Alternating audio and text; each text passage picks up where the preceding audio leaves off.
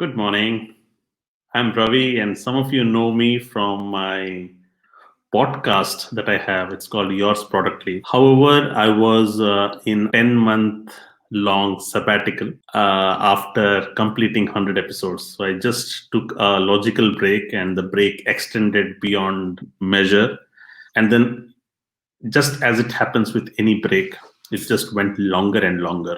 So I was not able to bring myself back again to restart my podcast. So I'm back now, and there is a reason why. And I wanted to share with you that I learned something in the recent past. And this is about the output principle and why output is so powerful than input. So what does this say is whenever you read, so I read a lot of books over the last 10, 15 years. I have read lots and lots of books. However, in my formative years, I would read for mostly intellectual entertainment. And what is intellectual entertainment is you read one book and then you move to the next one and then the next one and then the next one. But if you were to ask me, pick a book that I read, say, 10 years ago, and ask me what were the key insights I learned from the book, I might not be very confident sharing about the insights from that book. And the reason being is there is no effort to ensure that you have high retention from any book that you read. And I suffered with that. And most people suffer who read a lot of books. It's very difficult for them to retain everything. So the output principle helps in retention. Now, what the output principle says is, and why output is very powerful than input is, whenever you read something and you find insights in a book, in an article, in a talk, the best way to retain it is either write it down, share it with others, teach the key insights with a few friends, write a blog about it, add context, add other scenarios, rephrase it and repackage it and deliver it again to somebody. While you do all of this, and this is the output part, your probability of retention goes really high, and you ensure that you learn as much as possible, you retain as much as possible for long term. So with that intent, I begin this exercise of trying to share again after what I read. And this is my attempt. And I usually take a lot of notes, but it gets even more powerful if I'm sharing the notes with you. And the attempt to do this is exactly that. So whenever I'm reading something interesting or valuable, insightful, I am sharing, I write notes. And in this platform, through this platform, I want to share those notes with you. And there's a win-win scenario here, right? So I am strengthening my knowledge. I am helping strengthen my retention. And in the process, when I share it with you, you guys, some of you might benefit as well. So what do I intend to focus on? I intend to focus on something that has caught my attention and I want to strengthen is product growth strategies. I've been reading a lot of content on that, and I've been taking a lot of notes. And that's why I'm going to share with you. So it will be a series on product growth strategies. And the reason I'm focusing on growth strategies is because the crux of all businesses, right? If your business is not growing, nothing else matters. And then, of course, I might pick any topic that catches my fancy or I'm interested in. But for a few episodes, I want to focus on growth strategies, and that should be a consistent theme that I want to maintain. So in this episode, I'm going to share with you from Intercom's lessons on growth.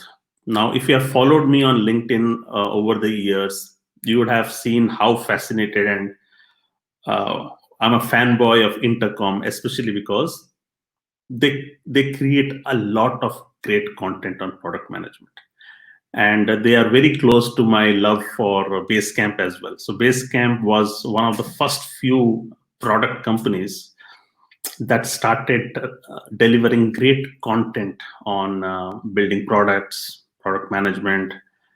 And they wrote a series of bestsellers along with building products. So that was a great start from them. And then Intercom started writing amazing product content. So I became a fan, especially of Desk Trainer. Some of his talks and his posts are amazing. So Basecamp and Intercom were my favorite companies, and so yeah, for this one, I would like to start with Intercom's. They created an ebook on growth strategies, and I'm going to share some of the insights that I learned from the book. All right, as I'm taking notes.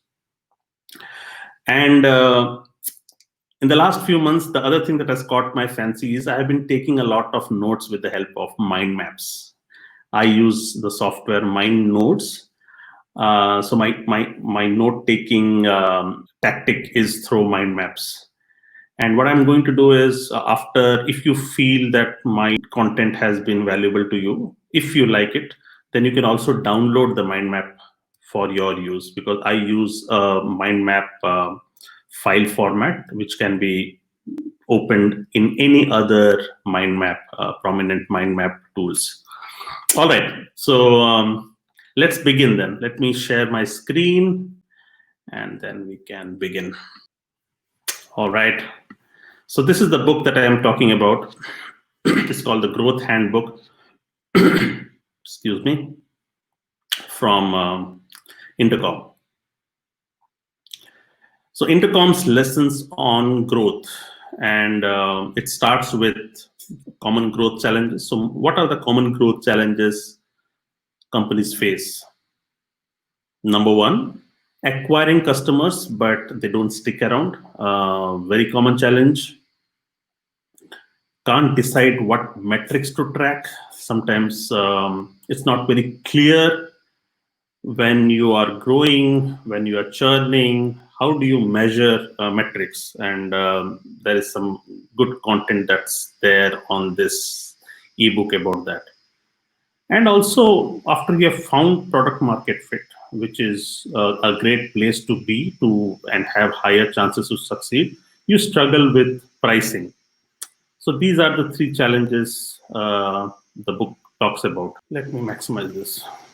Yeah, so we all know about David McClory's framework. It's called AARRR. Now, what does AARR mean? Acquisition, activation, retention, referral, and revenue. So this is something that we all know. David McClory's announced the growth framework and became hugely popular, and most startups began using this tactic. It's the classic funnel from acquisition to activation to retention, referral, revenue. However, Intercom tweaked it a bit. All right, so it rejiggled it a bit, and it said acquisition, activation, retention, monetization, and then it added texting and optimization and metrics and measurement. So in this episode, I would like to focus on acquisition, and in the future episode, I would like to focus on retention. I'm not going to go through all Intercom's funnel, but as I said, I'm only interested in sharing the most important pieces and insightful pieces. So this one, I'll focus on acquisition. In my next episode, we'll focus on retention, because retention and acquisition are very, very closely related, and retention is even more powerful. Retention is called the new acquisition for SaaS companies. So acquisition, and this is also important. Focus now. Focus. Yeah, this is the focus mode, so that it hides all the other nodes, because it gets very complicated if all the nodes are visible at one go. So I'll get comfortable over time.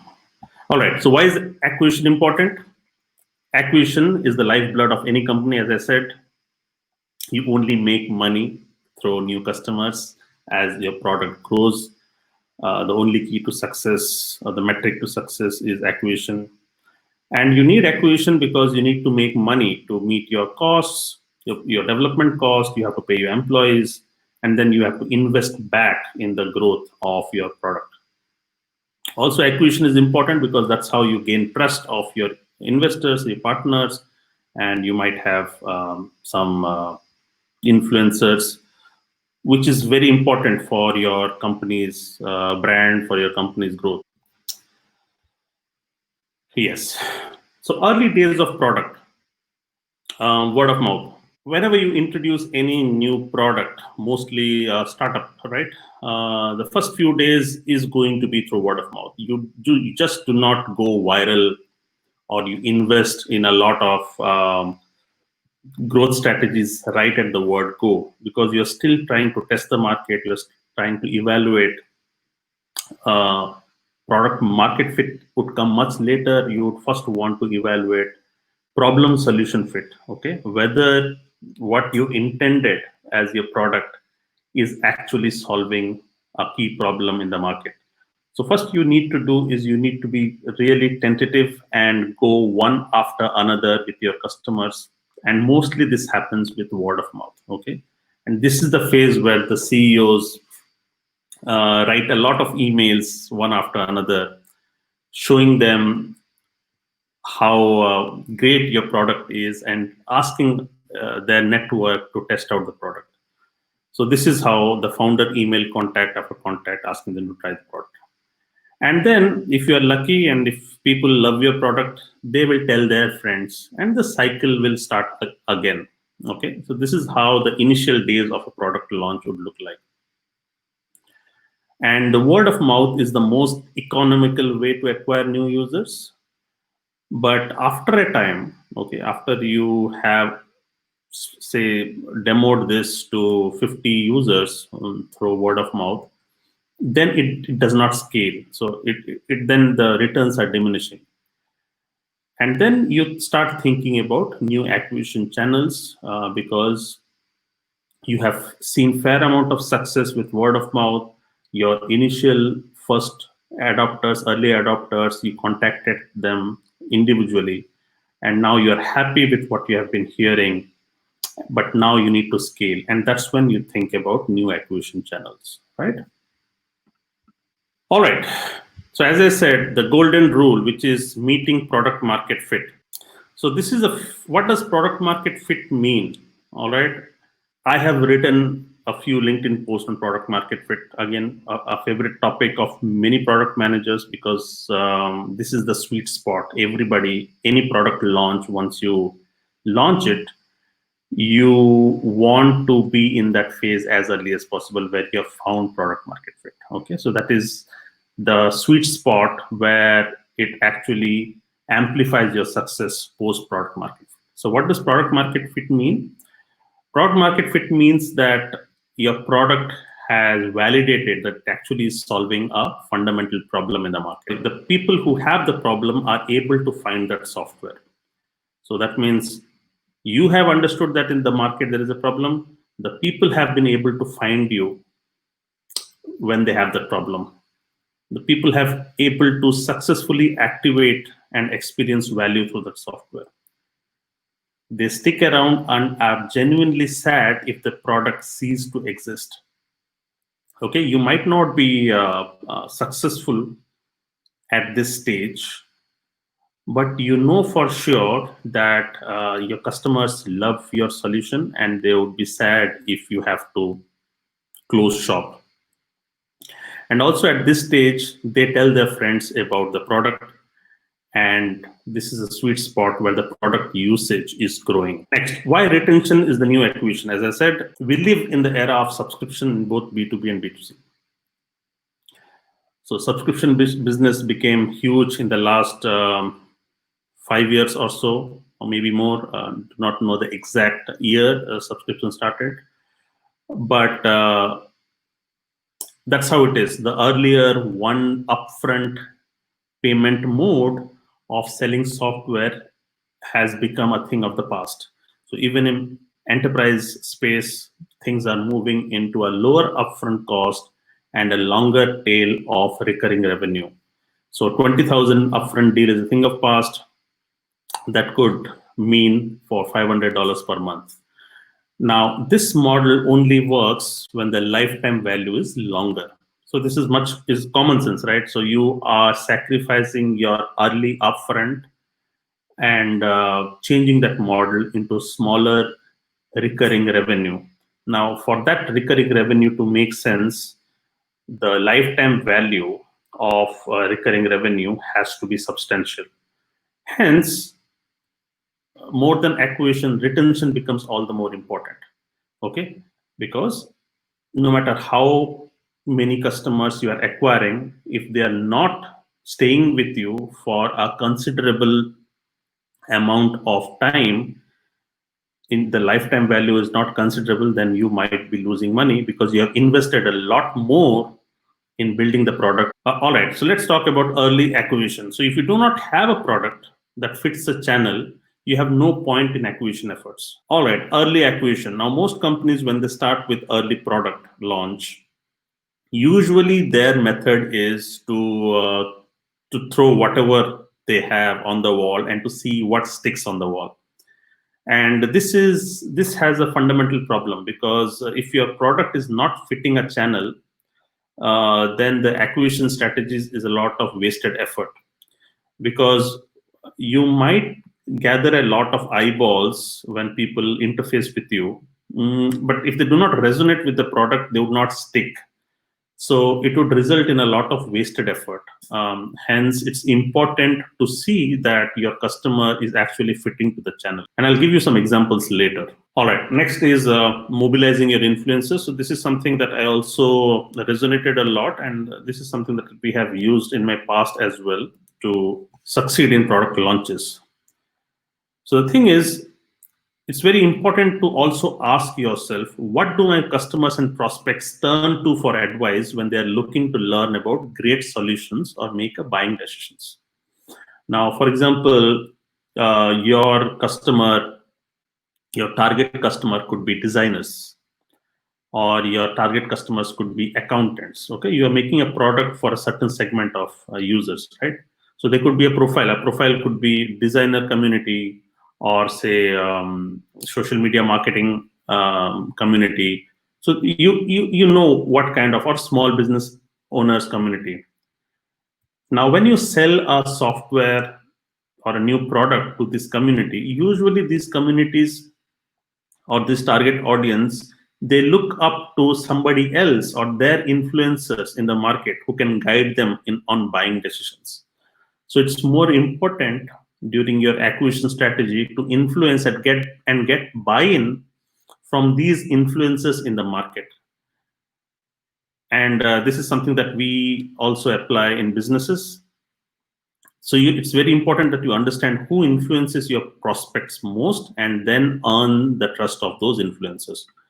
And in the book, it recommends, a few steps on how to influence the influencers. Number one is they can't recommend your solution if they do not know about it.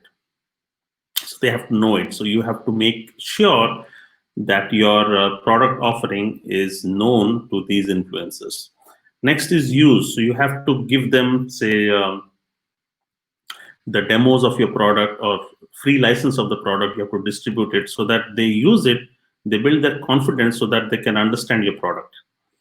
Next is they should experience real value. So it should engage their hearts and minds. Next is recommend. So help influencers amplify this love. So they should be able to recommend it to their community. And this is where referral programs become all the more important, because usually these influencers have a lot of followers. So you do not want them to do a lot of effort. So you have to come up with strategies on how can you make it easy for your influencers to put a good word about your product and spread the word. So this is entire strategy by itself on good referrals model, and make it easy for them. Next is how can you motivate your influencers to get more folks using your product or service. And this is something that the book mentions about QuickBooks. QuickBooks is an Intuit product, mostly for accounting, payroll, and payments. So what they did was, okay, if they have to go to direct customers, the customers would find it really difficult to make a buying decision. So what they went and targeted was the accountant, because these accountants are trustworthy and the accountants can give you a lot of domain expertise. Okay, so they know a lot about the domain expertise. So instead of focusing on the customers, direct customers, they intuit focused on accountants. They wanted to win their hearts and minds to help drive the word of mouth, and they succeeded big time by focusing and trying to get the buy-in from the accountants community. So as you can see, these are some of the strategies that I found useful for mobilizing your influence. Next is content as a powerful acquisition channel. Content is king, we have all understood, and it still remains. But what kind of content is shifting a bit? Okay, blogs are still very popular. Video is becoming even more popular, but video is not replacing blog. Okay, so both have different practical ways of consumption. But video, audio, and blogs are huge channels for an acquisition strategy. So content is the foundation. Everything starts from there. Content builds links and domain authority goes up. And there is a very good content strategy by Alida Solis on content reuse workflow, which is very, very important. So if you intend to launch a product, and this is not just for software products, actually, I've seen so many authors who are writing a book, and if a book is a year-long effort, and they do not wait for the book to be finished and then promote it. So while they're in the process of finishing the book, they create a lot of content to create a lot of buzz around the book. So they share sample content from their book, they share sample chapters, they build a community around it. But what I've seen is if you only focus on building the product and not create content around it, it's not a very smart way to market your product. So content becomes all the more powerful here. Next is acquiring the right kind of customers. This is also important, which is about getting the ideal customer. Now, if you have been in any business for some time, you would know how expensive outbound campaign is. Now, if you have ever run a business or you're part of any business, you would have known that outbound sales is the most expensive form of sales, because you invest a lot of time, you are actually cold calling and trying to convert your customers. Now, here, what the challenge that happens is if your outbound sales team is not aware of the right customer profile, okay, if the customer profile is not honed and defined properly, there will be a lot of wastage. Yeah, so these were some of the pointers that I learned from the book about acquisition. I mean, some of them might look like common sense, but sometimes just refreshing some of these concepts helps you be more mindful when you are putting on an acquisition strategy for your upcoming product. As I said, I'm not going to go with all the other topics, but retention for me is important. So I will, for the next episode, I'll pick on retention and I'll see what Intercom has to say about retention, because their product actually is meant to improve retention. So they are quite good at it. I've seen a lot of content. So I'm going to just gather some of the important insights and create an episode on retention, and then move to other book. The next book that has caught my fancy is Bliss Scaling by Reid Hoffman, and that is something that I want to pick next. But you can recommend me if you want to pick any topic that you would want me to write notes on. So as I said, these mind maps are available for download. I will have the link somewhere in the description and you can download it for free. This is only going to get better with time, so bear with me. And let me know if you like this content. As I said, I'm trying this for the first time, and you can see I'm still not very good with the shortcuts for MindNote, but I'll get there.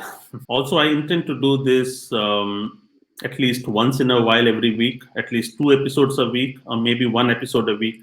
And I also want to do this live. So maybe we could do it at say 7 a.m. CET, which is European Standard Time, Central European Time, and which would translate to 10:30 a.m. on Saturdays. Maybe we could fix this slot. Let me know what are your preferred timings. So what happens when we do this live streaming is we could actually collaborate. Okay, so you could ask me questions, I could try answering those questions, and this will be mutual. So I could learn from you, and I could post back the questions. So this could be, we could do a 45 minutes odd session, and then the point for me is to share and learn from each other. Okay, and also to retain. So there is some selfish motive here. When I share my content, what I have learned, when I share my notes, when I talk about these notes, when I share examples from my experience, or adding context to other products, all that is happening is I'm strengthening my retention, my learning. It just gets better. So yeah, it is out of my selfish motive. And along with that, if you join in, then some of you might also benefit from this. So I'll be back again with another topic sometime middle of this week. As I said, I'm quite hungry to publish a lot of content because I read a lot of books, but I want to also invest in sharing and taking notes. So with that, see you again, and let me know your feedback. Bye-bye.